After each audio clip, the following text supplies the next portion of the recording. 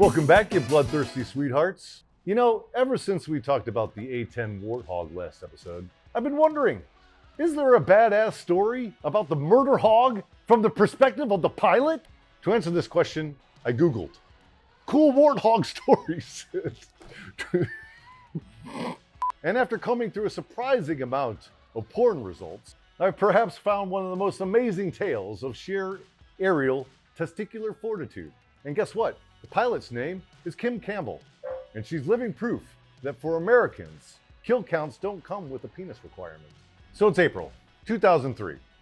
American soldiers, Marines, and allies are now fighting their way into Baghdad, and for 9 days, the fanatical Republican Guard would trade their lives with Americans for control of the Iraqi capital. On day 4 of this battle, the 3rd Infantry Division was tasked with capturing a crucial bridge crossing the Tigris River, and the Iraqis wanted to hold it as badly as the Americans wanted to take it. So, there was a firefight! There was a firefight!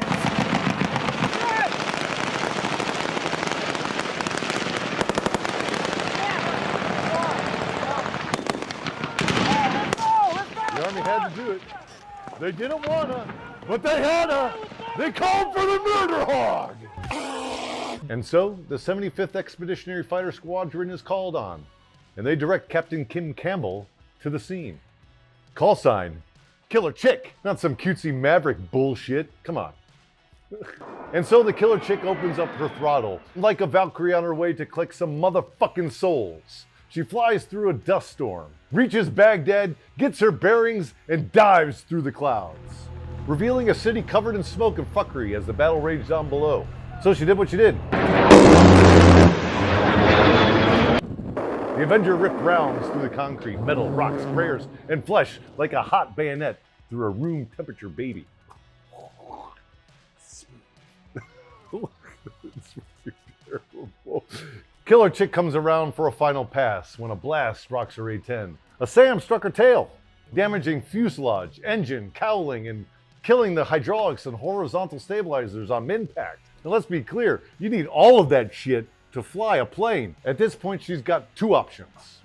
Option 1, ditch her expensive ass jet to crash into a city filled with kittens and puppies that Marines will need for food. Or option 2, fly a metal meteor with wings. She went with option 2. I know that sounds normal, but it isn't. Manual piloting a Warthog is like trying to fuck with your dick 3 zip codes away.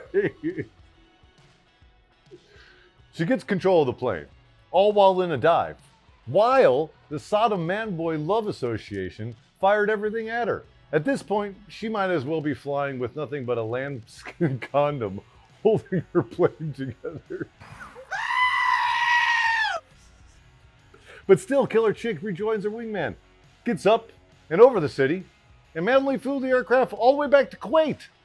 Manual landings are like disarming an IED with a sledgehammer. Sure, you can do it, but the first guy who tried it died instantly. And now she's got to attempt it with a plane flying like old people fuck. The flight lead states she landed in manual more smoothly than I landed with hydraulics.